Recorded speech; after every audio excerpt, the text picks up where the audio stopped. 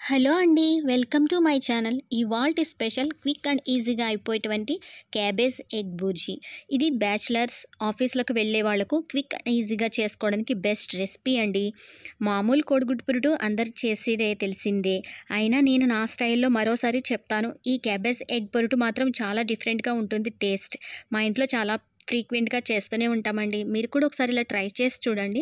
ముందుగా ఉప్పు వేసుకొని వాటర్‌లో దాంట్లో ముందుగా కట్ చేసి పెట్టుకున్న క్యాబేజ్ తురుమంతా వేసుకొని ఒక 10 మినిట్స్ అలా ఉంచుకొని జల్లెడలోకి తీసుకోవాలండి. పొడిగా అయ్యే వరకు ఇలానే ఉంచుకోవాలి ఒక 10 మినిట్స్.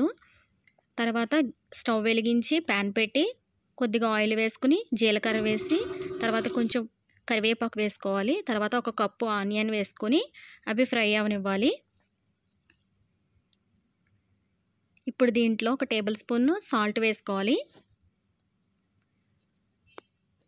ఇలా వేసుకొని ఒకసారి తిప్పుకోవాలి. తర్వాత దీంట్లో కొంచెం ఫ్రెష్‌గా రుబ్బుకున్న అల్లం వెల్లుల్లి పేస్ట్ వేసుకోవాలండి. వేసుకొని కలుపుకోవాలి. ఇలా కలుపుకున్న తర్వాత కొంచెం పసుపు వేసుకొని, కొద్దిగా ధనియాల పొడి, కొద్దిగా కారం వేసుకొని కలుపుకోవాలి. ఈ మసాలాలు మాడిపోకుండా ఉండాలంటే కొద్దిగా వాటర్ వేసుకోవాలి.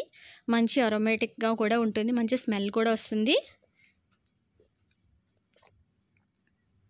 ఇప్పుడు దీంట్లో కట్ చేసి పెట్టుకున్న క్యాబేజ్ తురుమంతా వేసుకొని కలుపుకోవాలి.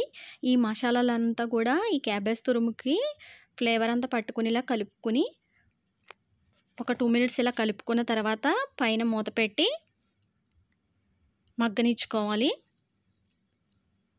ఈ క్యాబేజ్ తురుమన్నది స్మెల్ రాకుండా మగ్గనిచ్చుకోవాలండి. ఒక 10 మినిట్స్ పట్టింది నాకైతే. చూడండి కలర్ అన్నది కొంచెం చేంజ్ అయింది కదా! ఇలా ఫ్రై అవుతేనే బావుంటదండి. లేకపోతే స్మెల్ వస్తది.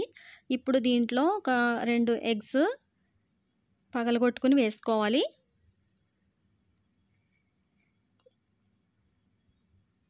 రెండు కాకపోయినా 3 అయినా వేసుకోవచ్చు. నా దగ్గర 2 ఉన్నాయని వేస్తున్నాను. ఇప్పుడు పైన మూత పెట్టుకొని కొంచెం సేపు మగ్గనివ్వాలి. వేసుకున్న వెంటనే తిప్పకూడదు. ఇప్పుడు ఒకసారి కలుపుకోవాలండి. ఒకసారి కోడిగుడ్డు బ్రేక్ చేసుకొని వేసుకున్న తర్వాత కలుపుకుంటూనే ఉండాలి. లేకపోతే నీచు స్మెల్ వస్తది. ఇప్పుడు చివరిగా కొంచెం గరం మసాలా, కొద్దిగా కొత్తిమీర వేసుకోవాలండి. చాలా అంటే చాలా బావుంటదండి. ఒక్కసారి ఇలా ట్రై చేసి చూడండి. ఇంట్లో ఎక్కువ మంది ఉన్నా సరే ఇవి రోటీస్‌లోకి, రైస్‌లోకి కూడా చాలా అంటే చాలా టేస్టీగా ఉంటదండి. మీరు కూడా ఒకసారి ట్రై చేసి చూడండి. వీడియో నచ్చినట్లయితే లైక్ చేయండి. నా ఛానల్‌ని సబ్స్క్రైబ్ చేసుకోండి.